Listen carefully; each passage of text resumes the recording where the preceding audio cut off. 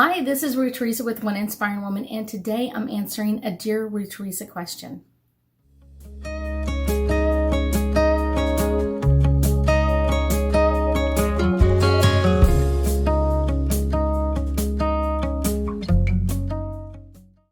So today I'm answering some questions about angel cards. I love angel cards. I do not use them for my regular readings unless my client requests them. So I kind of just do it for me. So this is my favorite deck. And if you've been around me, you know this is my favorite deck. I've used this for many, many years. I hate to tell you how many years. I know it's over 20. But you can see by the images that the edges are fraying a little bit. There's a couple of corners that are ends that are messed up a little bit. And the reason why you want to be careful about the edges and the corners is because they can really show you, like if you knew, like this one has a messed up corner. If I really wanted this card to come up and I was like, oh, I know that that corner is messed up on this card, I would, you know what I'm saying, be able to pull that out, even if it's not the card that's trying to give me the information at the time. I maybe feel like so led, oh, I just know that that's my card and I'm going to pull it out, even though that's not the one I really need to be getting the information from. So this is my new deck. And you can see that the edges are really nice and clean and crisp, that sort of thing. So one of my things that I normally do is I clear the deck as soon as I get it, and I clear the decks very often. And if someone touches my decks, angel card decks that are my personal decks, I will clear them as soon as I go back into that area. So I literally use them a lot. So this is my new deck. And one of my absolute like trade secrets is I absolutely love buy an extra deck. If you find a deck that you really resonate with, oh my gosh, save yourself so much heartache and pain over this and get it. When I purchased this over 20 years ago, I never even considered the idea of having an extra deck. I was like, I've got one angel card deck. I've got all the things I need. Well, the problem is, like I said, the edges start to fray over time. Even if you're very careful, they start to fray over time. And it's one of those, you may want another deck. So that's why I have my new set that I'm falling in love with and a new set of angel cards. This is still in the packaging from the website that I purchased them from. I will leave them like this and just set them aside. I will not touch them unless something happens to my original deck. It's really important that you are kind of maintaining your decks, but also make sure that you have extras. If you really, really, really love a deck, buy a couple of extra. It's one of those, it's really not that expensive. Not that you need to buy them like full price. Sometimes I wait till there's a sale on or something like that, or there's a discount. But I will tell you, having extra decks make you kind of feel like, so if something happens to my favorite deck, I still have another favorite deck that I can use. That can really help. One of the things that I love about my decks is, let me show you what this one is. This one has, I don't even know how many cards in it. It's not a big deck. This is an oracle deck.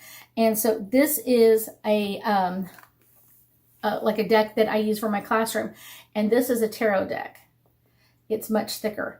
I have small hands and it doesn't work for me. So I don't use tarot decks for that reason in particular, is because they're so thick. It makes it very, very difficult to use that with them.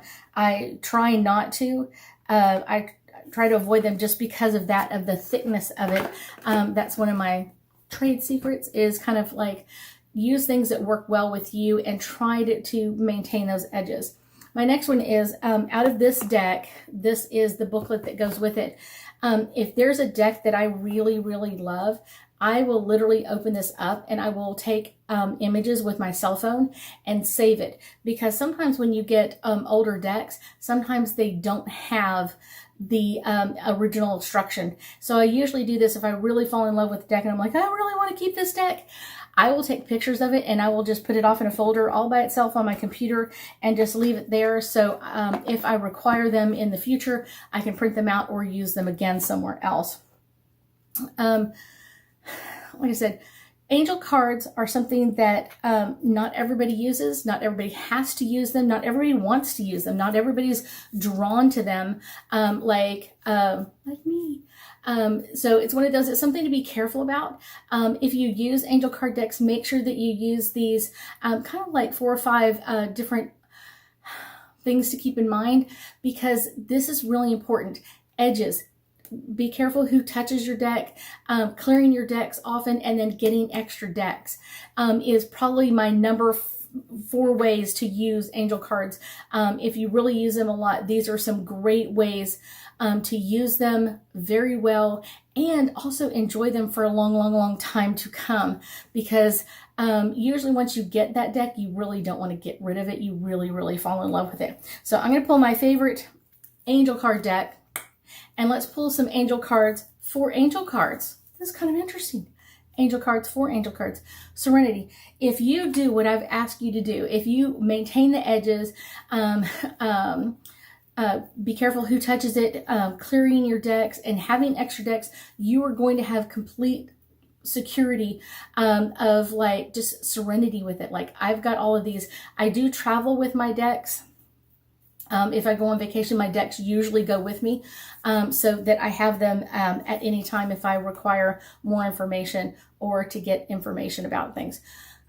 Trust your decks. When you start using the same decks over and over, you get this personality with them. You get that information from them. So that's really important that you're maintaining that energy with them, that you're maintaining that connection with them. And that's why I don't let other people touch my decks, is because they're my personal decks. Now I have a class set and I use when I teach classes and students love them and borrow them and they're great. They're not my personal decks. My personal deck is only for me. Music. This is all about kind of like the balance and the harmony of it.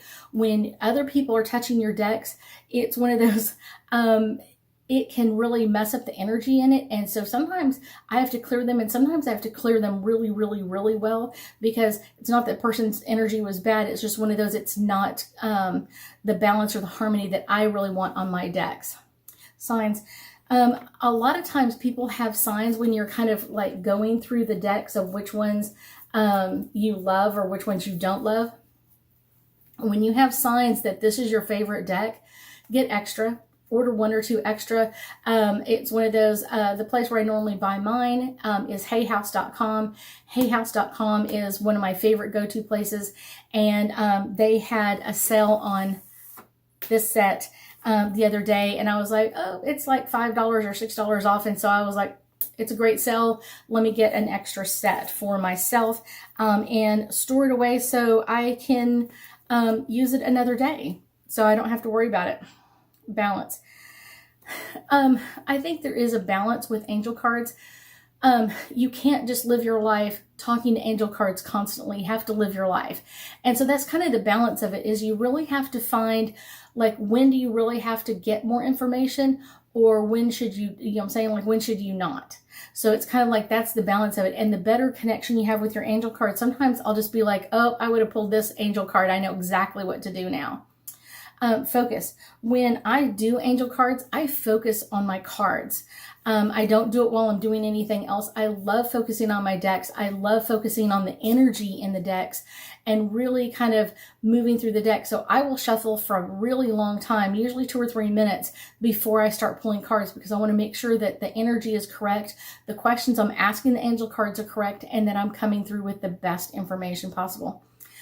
Your cards are kind of like your soulmate. I mean, seriously, soulmate cards are amazing because it's like you are drawn to them. They're drawn to you. They're going to give you more information. The more connection you have with them, the more information that's going to be coming through. And that connection keeps that linkage to them. And so getting that information faster, quicker, easier can be amazing. Next one is answered prayers. I think most people have prayers about things that their angel cards could ask them. I really think this is an interesting one because when you're asking your angel card decks, when you're really getting those answered prayers, it can really push you in some new ways and some powerful ways. I think it's really powerful to have that connection with your angel card decks, to get the information, to be able to ask the questions, getting that from your angels and guides, and what information are they telling you?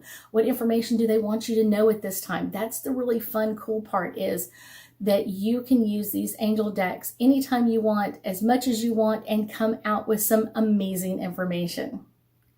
I thank you so much for joining me today, and I know that we'll be talking again soon.